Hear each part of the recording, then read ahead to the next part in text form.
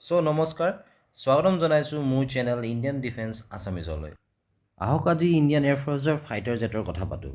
যদি আপোনালোকে জানে তেজছ নামৰ এখন ফ্লাইট কম্বেট এয়াৰক্ৰাফ্ট ভাৰতৰ হাল হিন্দুস্তান এৰ'নটিক্স লিমিটেড নামৰ ডিফেন্স কোম্পানীটোৰ দ্বাৰা বনোৱা হৈছিল। এইখন এখন মাল্টি ৰ'ল লাইট ফাইটাৰ জেট হয় আৰু ডিজাইন কৰিছিল ADA এৰ'নটিকেল ডেভেলপমেণ্ট এজেঞ্চিয়ে। তেজছ 90% 90% কাৰ্বন কম্পজিট মেটেৰিয়েল দি বনোৱা হৈছে। ইয়াৰ দ্বাৰা এডভান্টেজ বহুগুণে বাঢ়ি যায় কাৰণ তেতিয়া ৰাডাৰত ধৰা নপৰে আৰু ইয়াকে কোৱা হয় ষ্টেলথি ফাইটাৰ জেট। ইয়াক আৰু ষ্টেলথি বনাবলৈ ৰেম ৰাডাৰ এবজৰ্বিং মেটেৰিয়েল দি কোটিং কৰা হৈছে। ইয়াৰ ফলত এইটো কেটেগৰীত পৃথিৱীৰ সকলোবোৰ ফাইটাৰ প্লেনতকৈ বেছি ষ্টেলথি বুলি মনা যায়।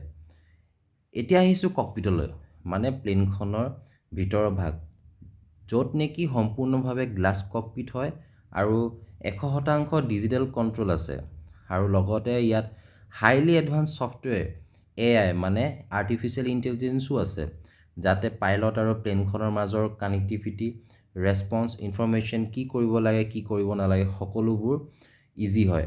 কিবা যদি মেল ফাংচন হয় তেতিয়া সকলো ইনফৰমেশ্যন পাইলটে আগতীয়াকৈ গম পাব। লগতে এডভান্স অটো পাইলট আৰু হেলমেট মাউণ্টেড ডিছপ্লেও দিয়া হৈছে।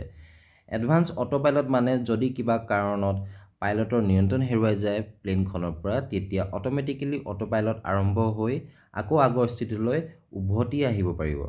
হেলমেট মাউণ্টেড ডিছপ্লে দ্বাৰা সকলোবোৰ ইনফৰমেশ্যন হেলমেটৰ গ্লাছতে উইথ ডিটেইলছ দেখা পোৱা যাব। লগতে DRDO বনোৱা EW sweet electronic warfare sweet, যাৰ নাম মায়াবী ৰখা হৈছে, সম্পূৰ্ণভাৱে স্বদেশী হয়। ইয়াৰ দ্বাৰা আহিবলগীয়া missile, laser, missile warning sensor, self protection jammer আৰু বহু ধৰণৰ ইনফৰমেশ্যন আগতীয়াকৈ পাইলটক দি দিয়া হয়, য'ত নেকি যুদ্ধত ছাৰ্ভাইভেবিলিটি এনহেঞ্চ হয়।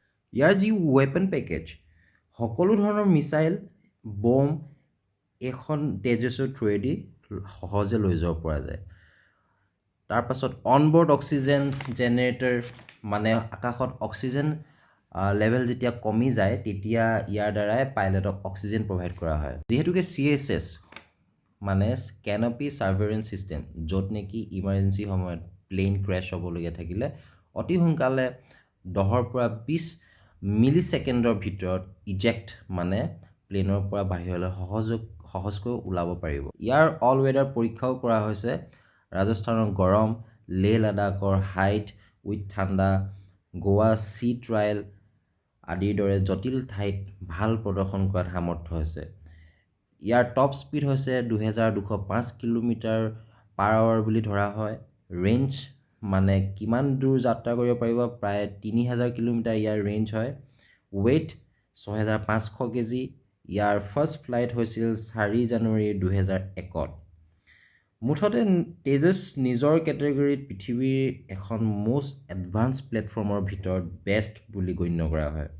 সকলো ধৰণৰ টেকন'লজি ইয়াত আছে, কোনো ধৰণৰ আধুনিক যুগৰ বাকীবোৰ ফাইটাৰ জেটতকৈ কোনো ক্ষেত্ৰতে কম নহয়। বহু ইনফৰমেশ্যন আছে আৰু বহু সময় হৈ গ'ল, এই ভিডিঅ'টো আৰু লং নকৰোঁ। সেইটো কাৰণে আৰু লাহে লাহে আগন্তুক দিনলৈ মই আপোনালোকৰ লগত সকলোবোৰ শ্বেয়াৰ কৰিম। আজিলৈ ইয়াতে সামৰণি মাৰিছোঁ। ধন্যবাদ।